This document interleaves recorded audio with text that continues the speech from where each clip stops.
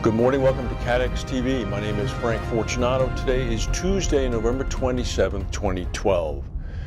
Yesterday, New York Governor Andrew Cuomo declared that Superstorm Sandy was in some ways worse than 2005's infamous Hurricane Katrina. He said that New York State is going to need $42 billion to recover from the damage sustained in the storm last month. That number is $32 billion for outright damage and another $9 billion to build up defenses against future storms. He said that New York taxpayers cannot foot the bill. It would incapacitate the state. Tax increases are indeed always a last resort, the governor said. Comparisons of Sandy to Katrina, which killed 1,800 people in 2006 and did extraordinarily damage to New Orleans, and caused a total of $108 billion in damage, put the East Coast recovery in focus, said the governor, because Sandy hit a more densely populated region and caused more costly damage than Katrina. For his part, Governor Christie of New Jersey said that New Jersey's preliminary damage estimate is about $29.5 billion, and he also took the opportunity to announce his intentions to run for re-election next year. He said, "It would be wrong for me to leave now. We have a job to do, and that job won't be finished by next year." In China, 23 more coal miners have died in a deadly gas outburst at a Chinese coal mine in the Jiangxi province of Guizhou.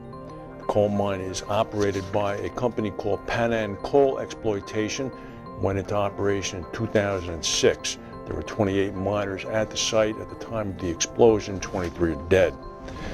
Lloyd's is warning of a tremendous gap in the global insurance market. It warned of a $165 billion insurance deficit that leaves 17 rapidly growing countries exposed to the long-term costs of natural disasters.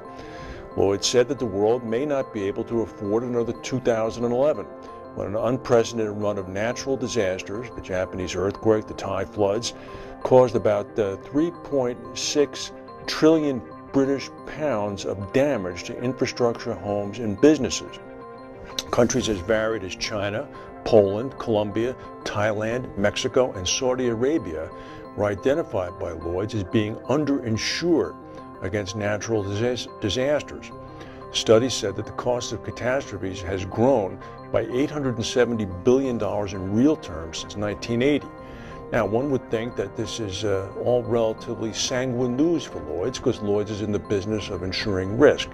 Presumably, premiums can be set at a level that would make it profitable for a group of underwriters to insure risk. However, this is a very, very big ticket item. And Richard Ward, Lloyd's chief executive, has outlined a three-pronged strategy. He said, with the cost of damage from natural disasters increasing every year, businesses have to make risk management a board-level issue. Governments need to invest much more in flood barriers and coastal defenses, and insurers such as Lloyd's have to do more research and price new risks in unfamiliar territories where the problem of underinsurance is most severe. We focused on this in the past. This is part of globalization. Risks are popping up. Big risks are popping up in areas of the world that the models haven't evaluated yet. There was an earthquake yesterday in Iran, 4.9 on the Richter scale. It took place in the city of Asna in the Iranian Loristan province. No dead or injuries are reported. However, many homes are damaged, including schools, which have been closed. In Quebec this morning, in the eastern city of Matane, there was a 4.2 earthquake on the Gaspé Peninsula. Nobody was injured, but it woke a lot of people up. It occurred at about 2 o'clock in the morning. In Pakistan, the city of Lahore, at least 16 people are dead after drinking what police say was toxic cough syrup. It forced authorities to close pharmacies, 3 of them, and a medicine factory near where the people were found dead. The scandal comes after about 100 heart patients died earlier this year in the same city after taking a faulty medicine made locally.